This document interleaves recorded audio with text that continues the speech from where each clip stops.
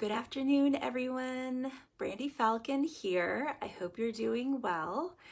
Ashley invited me to come on here today to share more about the chakra workshop, make and take workshop we're going to be doing next Thursday.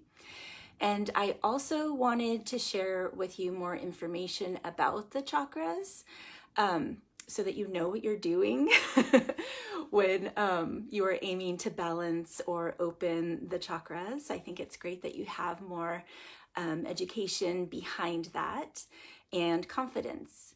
And then I'm also going to provide you with some tools. So, of course, we're going to be working with essential oils in our Make and Take workshop, but there are a few other tools that you can combine with them to make the practice even more powerful.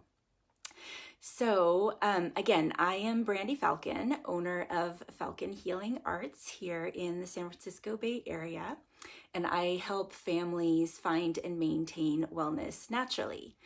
Mostly these days through essential oils. So I'm one of Ashley's business partners here on this page and have been educating about and distributing essential oils for a little over a year. But I've been using essential oils for about 20 years. And that began when I was a massage therapist in around 2000. I am also an acupuncturist, and I've been doing that for 10 years. But one of the major contributions I make to this community is as a yoga instructor, and then writing about all of these talents. I'm going to acknowledge that they are talents and gifts. I'm sharing these with the community through my blog at falconhealingarts.com. So I have a lot I want to say. I'm going to be sticking close to my notes. That's why I'm going to be looking down so I don't forget anything. And as you come on here, I would love it if you would say hi. And if you have any questions, I can stop now and then to look at them. Otherwise, I'll just address them at the end. But hopefully I have some of you on live here to engage with. So, we're talking about the chakras, and Ashley invited me here to talk about the chakras because they are very much in the yogic tradition. Actually, I'm going to talk about the workshop first.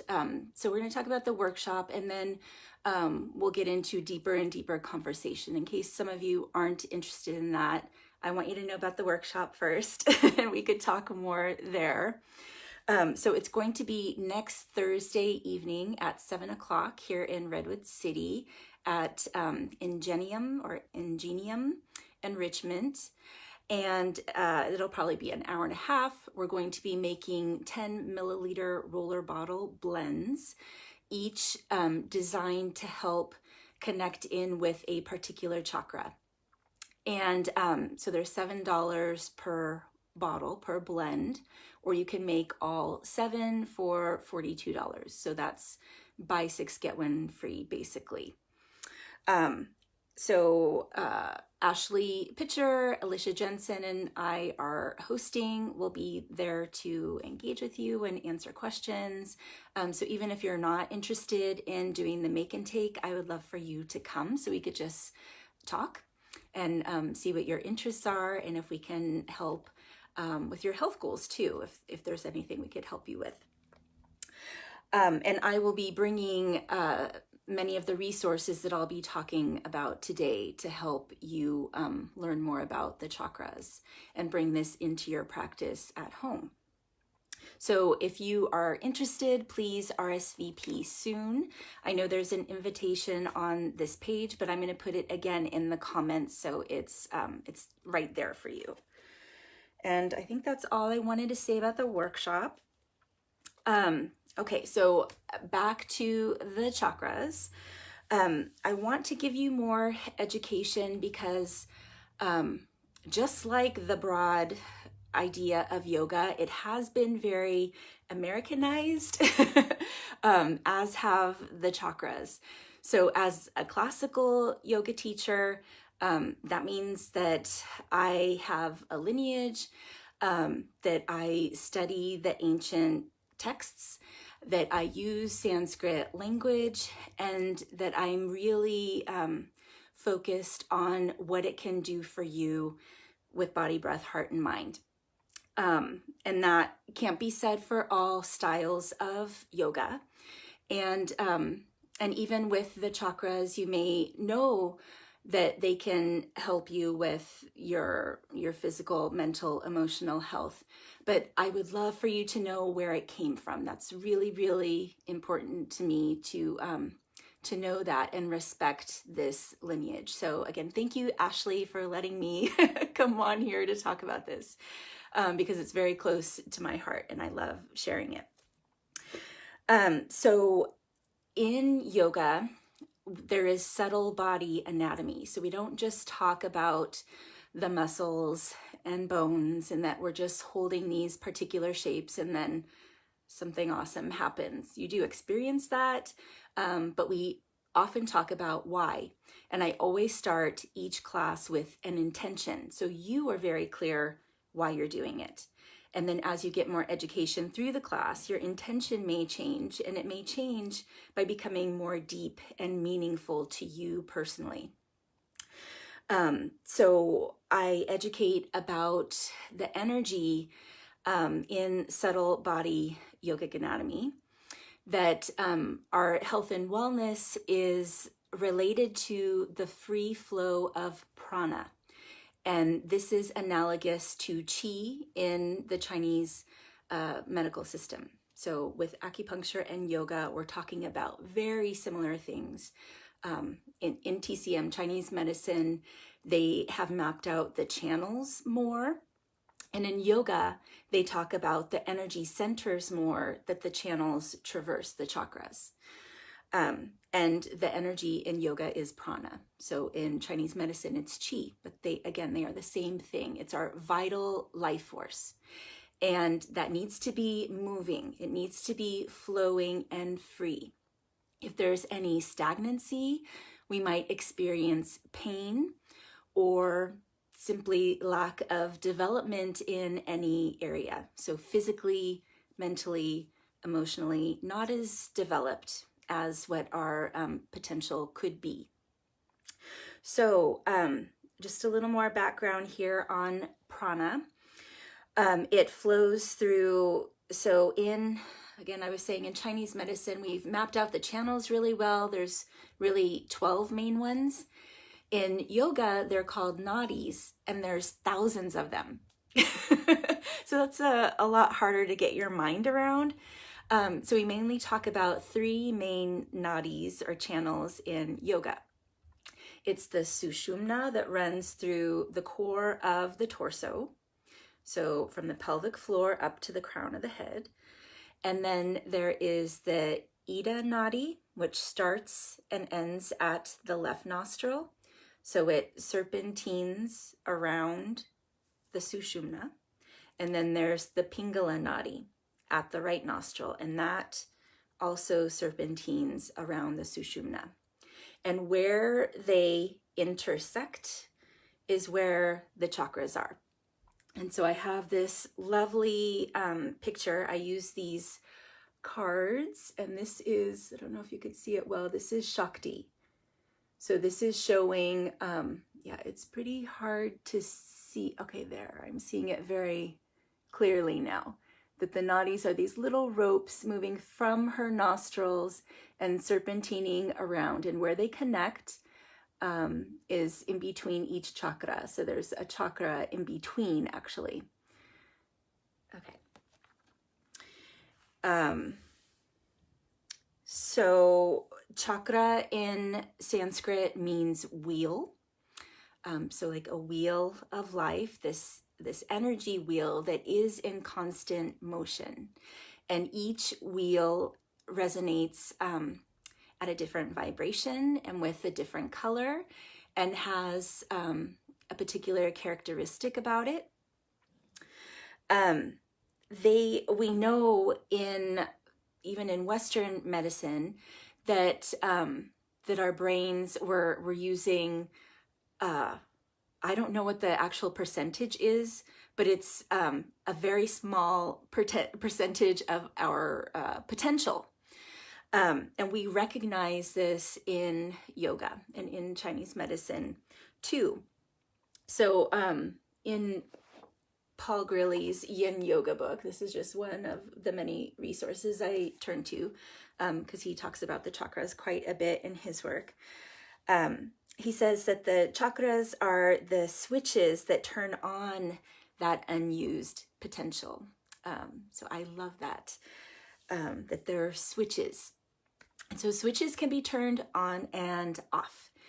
And during our life, there may be situations where we have turned them off or where we have dimmed them, reducing our potential to feel more into that chakra, reduced potential in development.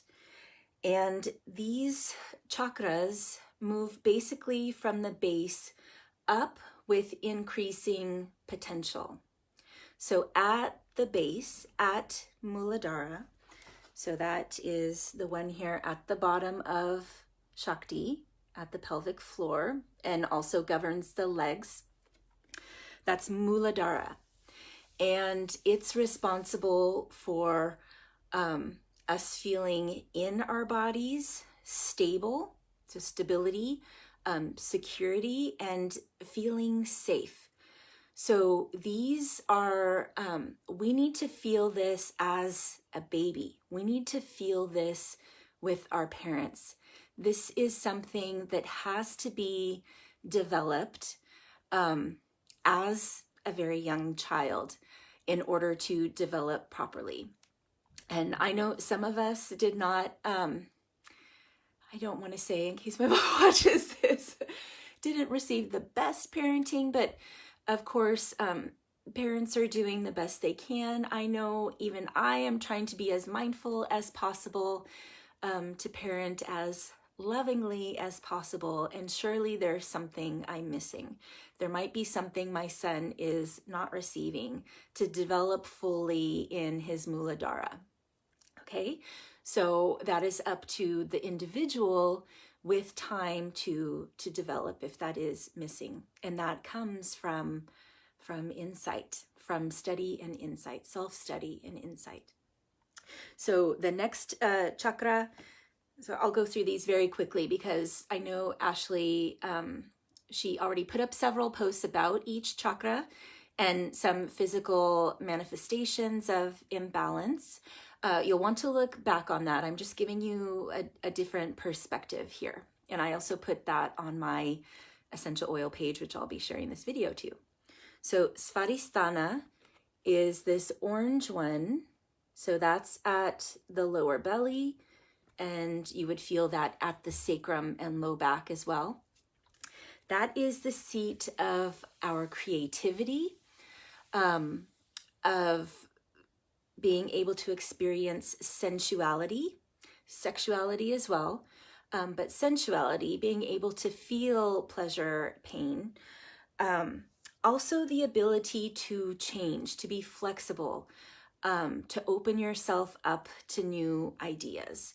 So going with the flow, I believe Svadhisthana, that is a water chakra. So they're all related to certain elements too. Money, so you would experience that later in life.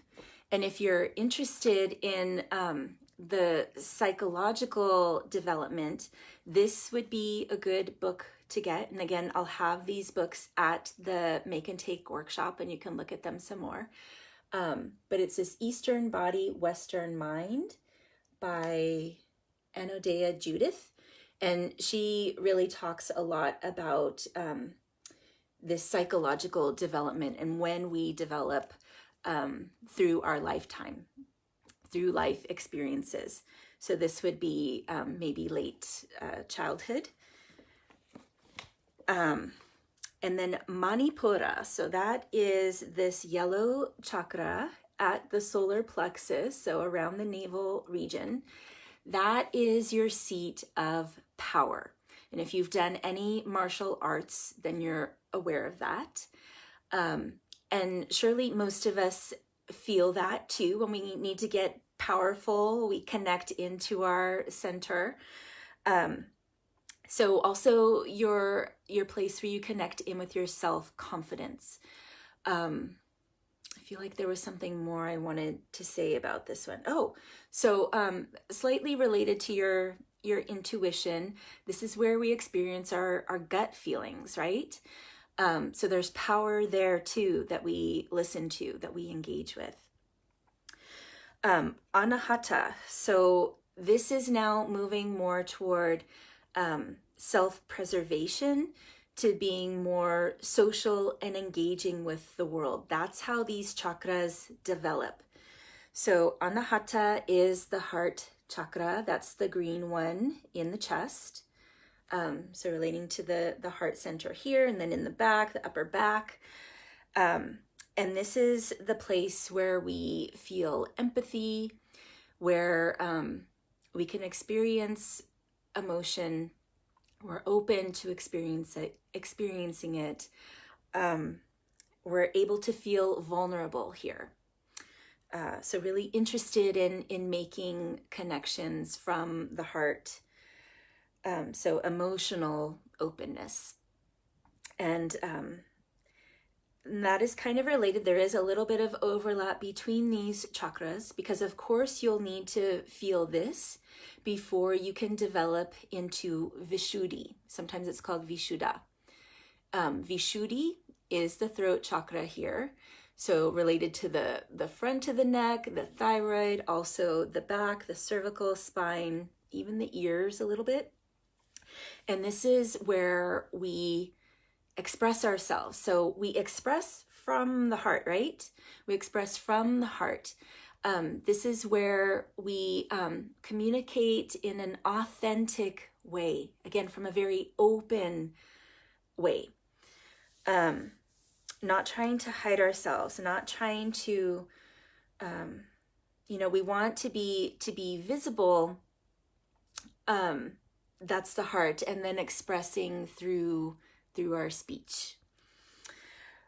Agnya, that is the third eye, very popular, and I have a story about this. Let's get through the chakras, and then I'll talk about Agnya. So that is the third eye, our seat of intuition, perception, our inner knowing. So related to the gut a bit with Manipura. This is our wisdom, our place of wisdom. And then Sahasrara, that's harder for me to say in Sanskrit. This is the crown chakra. So the root chakra through the third eye, Agnya, are in the torso and head. And then Sahasrara spouts out the top and encapsulates the body. So let me show you this picture of Shakti again. And you can see that there is this serpent at the top of her head where Sahasrara is flowering. And that represents Kundalini energy. And you see it's wrapped around her like this egg shape. So this protective sheath. So two things here I'm trying to remember. So first, this serpent, this is Kundalini energy. So specifically in Tantra yoga and Kundalini yoga styles, we talk about Kundalini as being this coiled serpent, which represents a blockage in the Sushumna. Remember, that's the central nadis where the chakras are. And when you're awakening Kundalini, you're basically making space in the chakras to experience more and more until you are fully awakened.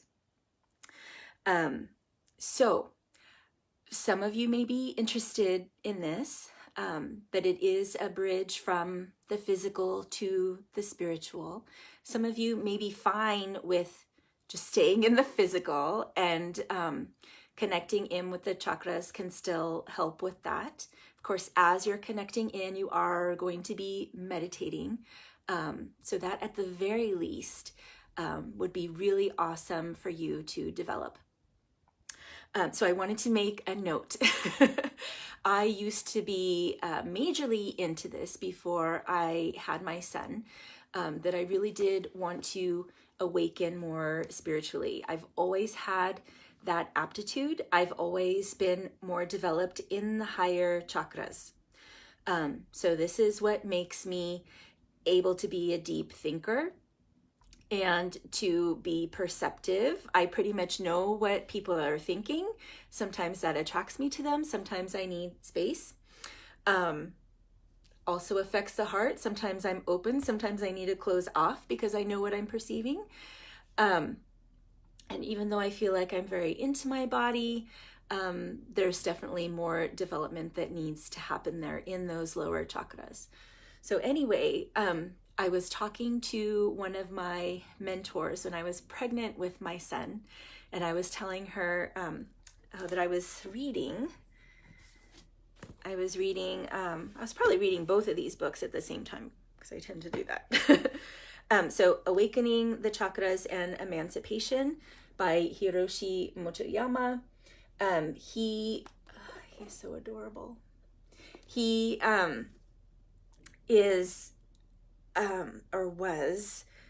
he did pass away, I believe, a few years ago. But he was combining research with Chinese medicine and yoga. And the chakras and Chinese meridians were focal to his research. So I was reading his book and his suggestions on opening the chakras, and then also Kundalini Tantra by Swami Satyananda Sarasvati. So that's this one here. Yogis would be interested in that. Others maybe not so much. But anyway, I was reading these books and telling my mentor, and she was like, "What are you doing?" You do not, because I was trying to focus on my third eye. And she's like, "That's not really important right now. You're having a baby. You need to be in your body. You need to be more connected to Muladhara, Svadhisthana, the two lower chakras. That is absolutely necessary." And I heard her. I stopped doing what I was doing coincidentally, and it could have been many other things happening. But my son did have a hard time descending. He was actually 2 weeks overdue, quite happy to be in my belly. I needed to be induced, and then didn't even progress in labor much because he was not descending. He was not moving down into my lower chakras, or maybe I wasn't opening up fully in my lower chakras, not as connected, and ended up having an emergency C-section. So that's our story. Again, could or could not be related to this, but I still think it's important to share that maybe not doing all of these is appropriate. Maybe just working with the ones that you're feeling you are deficient in. And again, we can talk about this some more in the workshop, or you can ask any questions here. So the chakras can be opened through posture, so through yoga, breath. This is the work we do to open up the nadis. Sound, we use mantra. You can listen to sound, but usually chanting, and especially in Sanskrit, is super powerful. So the Sanskrit language, the reason I'm using it now, I could be just calling this the root chakra and the sacral chakra, or even calling it chakra, like we've Americanized. But using the Sanskrit terms is very powerful in itself. Sanskrit is an audible language. Hearing the sounds in Sanskrit creates a vibration. And then saying these Sanskrit sounds also creates a very powerful vibration. So this language came to sages in the beginnings of yoga, and that's how it was developed. It came to them through meditation. So a very deep spiritual language, and that is why classical yoga teachers use a lot of Sanskrit terms. So sound, and then intention, using your mind, using your imagination to visualize what you're doing is going to be very powerful too. So you can be focusing on the colors of each chakra. There's symbols that are associated with each chakra. So you can look at Shakti again, the little symbols. Oh, it's having a hard time focusing on her. But they're little symbols within each flower. Maybe I'll put up a picture of this too, because it's a lovely card. And then, yes, so I think that's enough to give you right now. I would like to teach you a few practices. And so I'm going to teach you first Nadi Shodhana, which is a breathing practice to help open up the two nadis that connect in with the chakras. And then I'm going to teach you the bija mantras, the seed sounds that relate to each chakra. And you can use these with your essential oils as you apply them, also using your imagination, maybe visualizing the color as you do it as well. So first, Nadi Shodhana. You'll be placing your right hand, the ring and pinky finger on your left nostril, your thumb on your right nostril, and the other two fingers can be on Agnya, in between the eyes, or can be tucked into the hand. And your other hand can be on your knee or thigh. I'm going to back this up so you could see my whole body.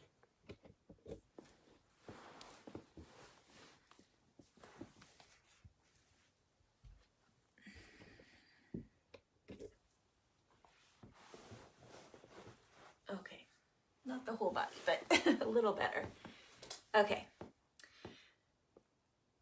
Other two fingers in between the eyebrows or tucked in, and then closing off the right nostril, you'll inhale through the left, all the way down to the pelvic floor.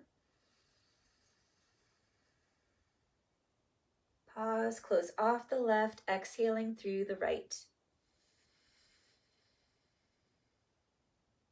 Inhale through the right.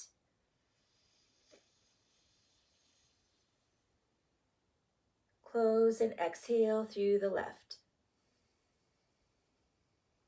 So that's one cycle, starting and ending with the left nostril, the Ida Nadi. I'll do one more with you.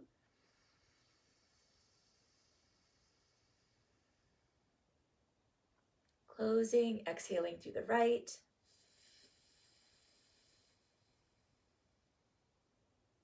Inhale through the right.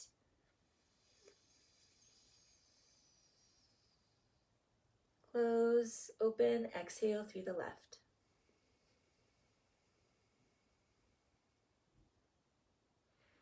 So you'll do a few cycles of Nadi Shodhana. This is Nadi cleansing.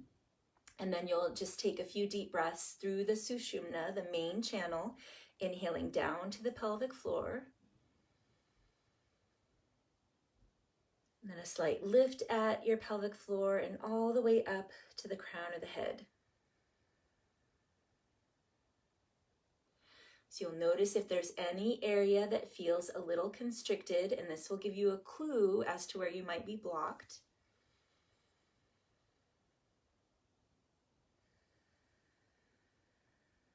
And I'll do just one more with you here.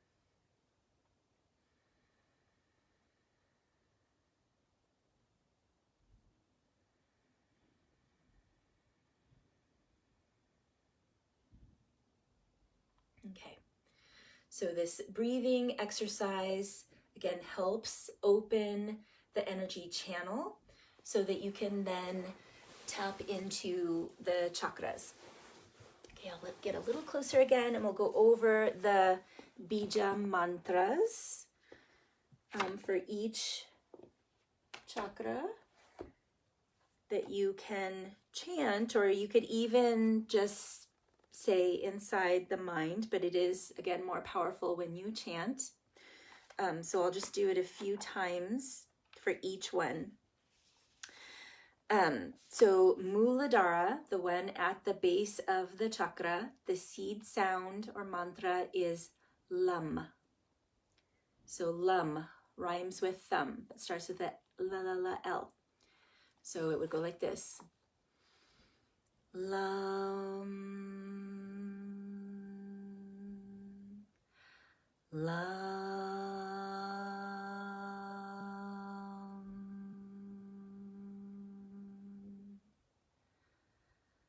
lam.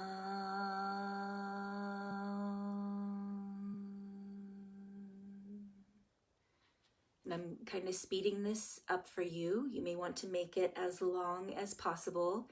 Again, feeling all the way down into the root chakra, visualizing the color red and what your intention is that you're trying to open there, maybe to help with a particular blockage or physical imbalance. So Svadhisthana at the lower belly and sacrum. The sound of that is Vam. So with a V as in Victor, Vam, Vam,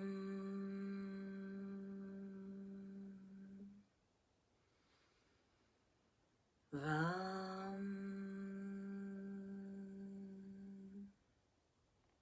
And you're feeling the vibration too, feeling the after effects of it as well. Manipura, our power center, is Ram, rum, like the rum you drink. And these are spelled differently, so it's R-A-M, but it's not ram, it's rum. So I'll chant that with you 3 times too. Feeling into the solar plexus in the color yellow, feeling more powerful and confident. Ram,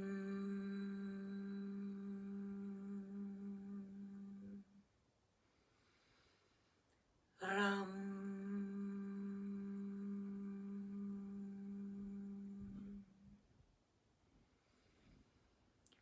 ram.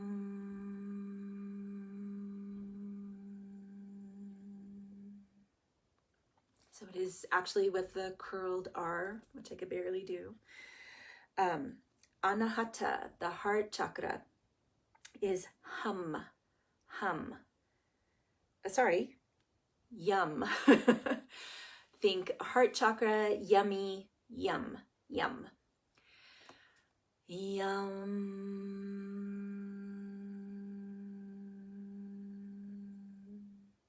You're feeling it in the front and back and on each side. Yum.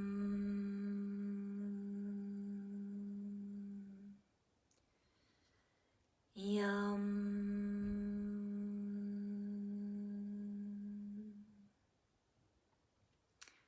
Okay, and then Vishuddhi, the throat chakra, the one I'm most deficient in. This is hum. So think singing, humming, hum. The color blue, speaking your truth, being authentic. Hum.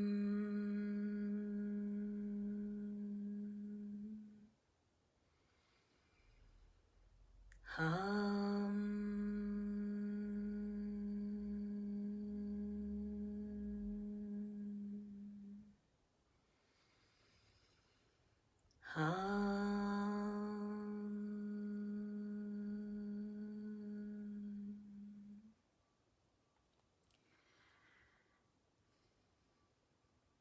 And then Agnya, the third eye. This one is Om. You could just say Om. It is actually Aum, Aum. So with the Ah and then Om. So we'll just do this one. Sahasrara, the crown chakra, is also Om, but I'll just do it 3 times for both.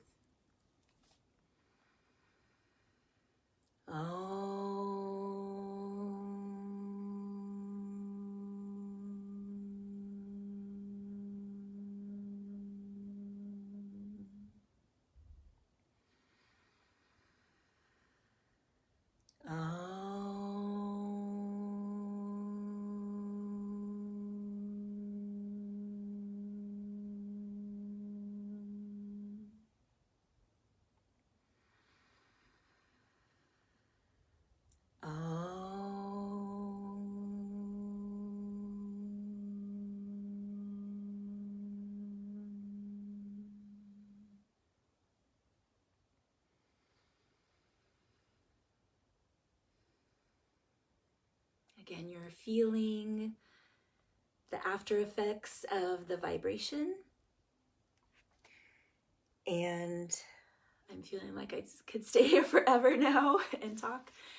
But want to move on with the rest of the day. I hope you can practice this. And when you're using the essential oils, you can use them right on each chakra. So for the lower chakra, Muladhara, the root, you could put it around the tail. I also like putting the oils on the soles of the feet because, again, the root chakra also governs the legs. And then, of course, the others go on those regions. So lower belly, sacrum for Svadhisthana, Manipura, solar plexus around the navel, mid-back, Anahata, the heart, upper back, the throat, back of the neck for Vishuddhi, third eye, maybe back of the head here as well, and then the crown at the very top. So I hope this served you well.